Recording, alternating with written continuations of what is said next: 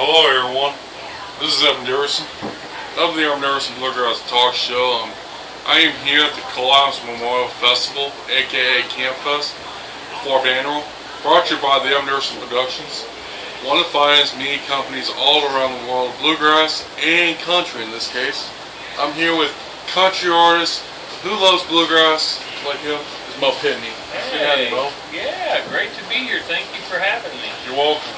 And you're doing a first. How do you like being here at the Collapse Memorial Festival? Well, I just pulled in, and it feels like my childhood, having all these RVs around. I grew up playing bluegrass music and would bounce around even before I was invited to play on stage. My family and I would go and bounce around to places like this just to go sit up under a canopy and play bluegrass music all night long. So You were in the Pitney family band?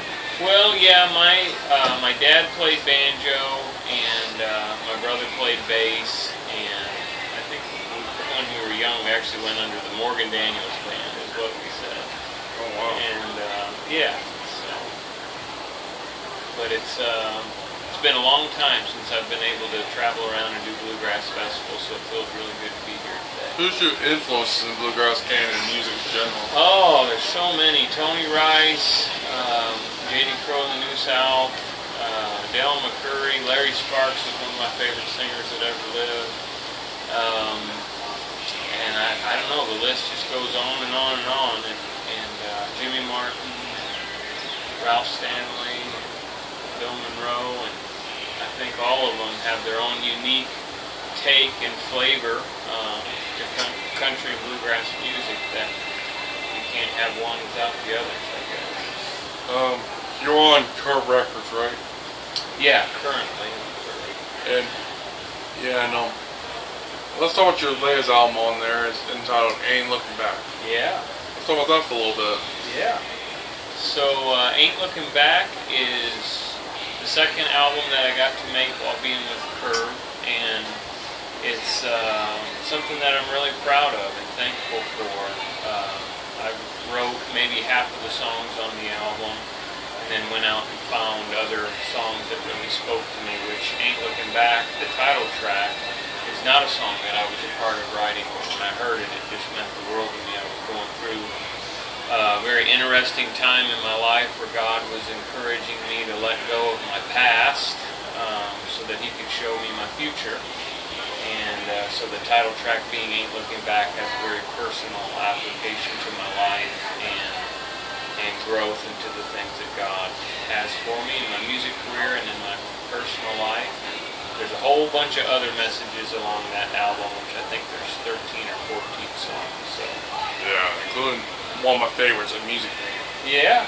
Or Music Man, right? Yep, that was the first song on the album, a song I got to write with Bobby Tomlin, which Bobby started the song, had maybe half of the song written before he brought it to me and let me just be involved and doing a little tweaking later on. And then you also, how'd you get into country music?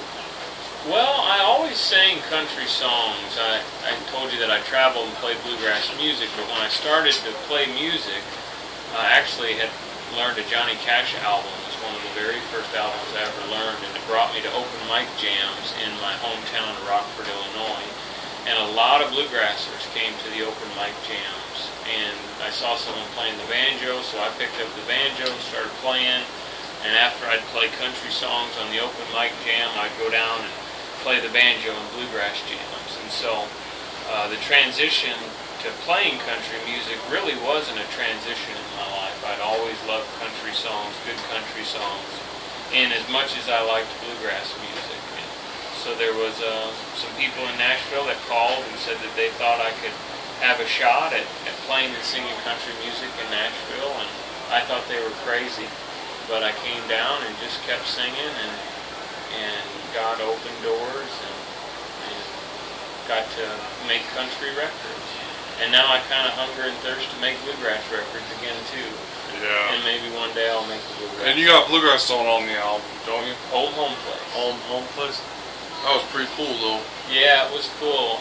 Ricky Skaggs, Marty Stewart, Jerry Douglas, and a bunch of other all-star players got to be a part of that collaboration. I'm really where they can find you at, Mo? Your tour schedule and everything. You can look up on both Instagram and Facebook and easily find me, even Twitter. The Facebook will normally post all of our tour dates, and so will Instagram, and then we have a website as well that's really easy to find. MoPitney.com? Yeah. Thank you so much, Mo. Yeah. And please be sure to check out the CamFest Call-Offs Memorial Festival this weekend. Tribute to Keith Whitley, the late Keith Whitley. Oh, this is my last question. Mo, is what? I know you mentioned influences.